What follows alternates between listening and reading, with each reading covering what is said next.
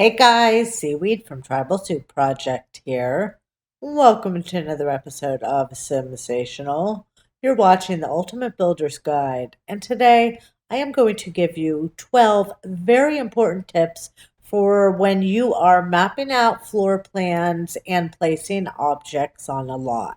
So, as you can see, we are here at the glorious house that we have built together throughout the course of the series. And all that's left to do is to map out that floor plan and place all the objects. So this video is going to have two parts. It's going to start out with my tips, and then it's going to go directly into the virtual house tour so that you could see the lovely creation we have made together. And it will be, of course, available into the gallery under my username, Seaweed102. So without further ado, here are my 12 very important tips for floor plans and objects placing. Object placing.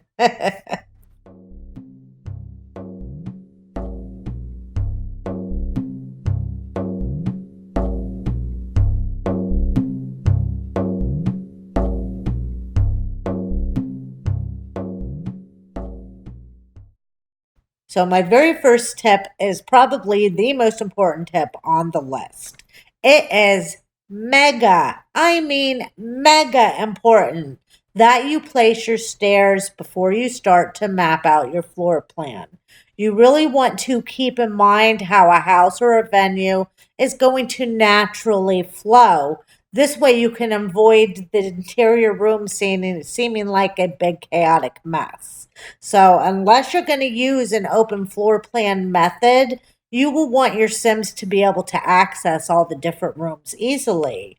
Avoid having one room lead into the next. Instead, create hallways that your Sims can use to get to different parts of the house.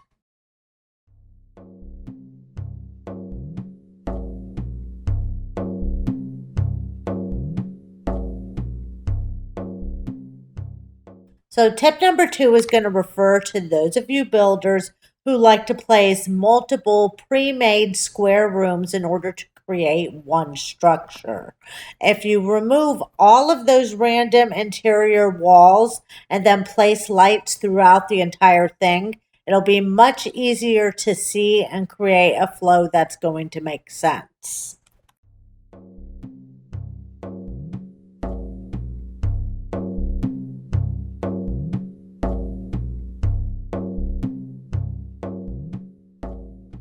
So, tip number three actually has two uses. When you create little nooks and spaces to place large objects such as showers and bookcases, not only does it create a really cool and aesthetically pleasing effect, but it also creates space and make a room appear bigger.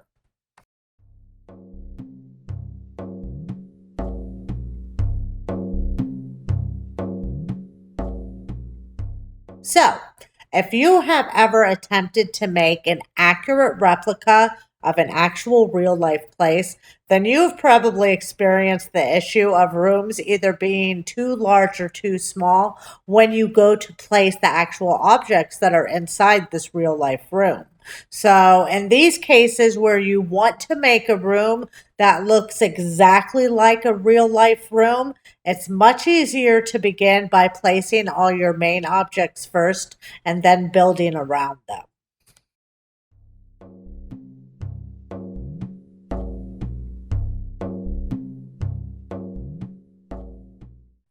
If you're creating a structure that you want to have a natural flow, which actually makes sense, keep in mind the household that's going to be moving into this house. If you have a large family that will be using the balcony spaces together, then you will most likely want to create a hallway that leads to the door of the balcony. This way, family members and friends don't have to access it through one of the bedrooms.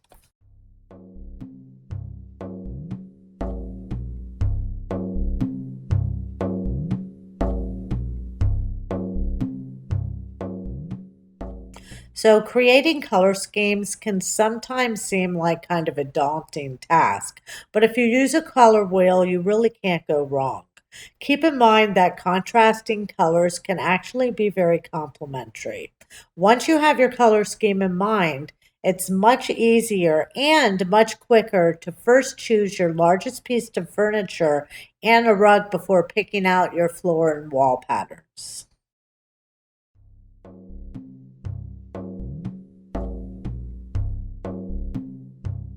So, following tip number 7 is really going to make for a much easier and much quicker build. You really want to place all of your big appliances, plumbing objects, beds, and couches first. This way, creating a flow that makes sense is much quicker.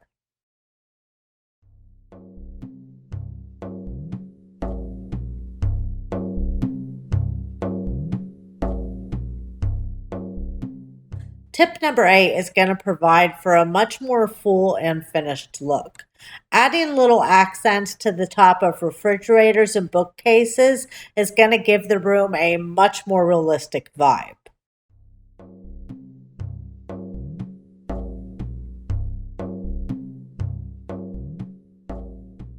So, building can at times seem like kind of an overwhelming, yet still fun task.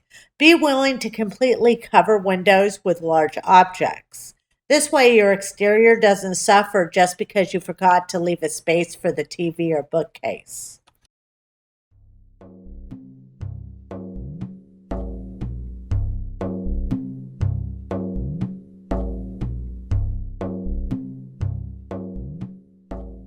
So there are some times when builds can be a little chaotic seeming when there are a whole lot of objects in the rooms, and placing a million lights everywhere is definitely not going to help you in regards to this. But if you hide your lights under plants or other objects, this is going to kind of shy away from that chaotic feeling you get when there's just a whole bunch of objects everywhere.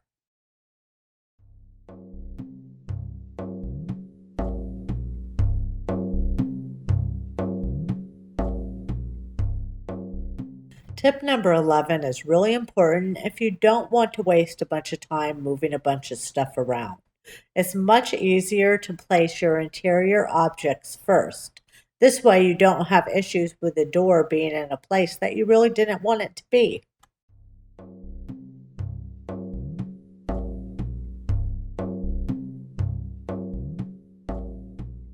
So, this final tip is for all of you simmers who like to throw lavish parties with lots of food and drinks. Keep in mind which rooms you're going to be throwing the parties in, and make sure that there is close access to trash cans, dishwashers, and sinks. Well, guys, that is going to conclude my 12 very important tips for creating floor plans and placing objects. The virtual house tour of this building guide house is up next. I hope you guys enjoyed the video and learned something from watching it. If you have any questions or comments or tips of your own, feel free to leave them down into the comments below. If you like the video, please be so kind as to give us a nice little thumbs up. Subscribe to the channel if you've not already. Check out the website, see some of the other cool stuff we got going on out there. And until next time, guys, happy simming, and I'll catch y'all later. Goodbye.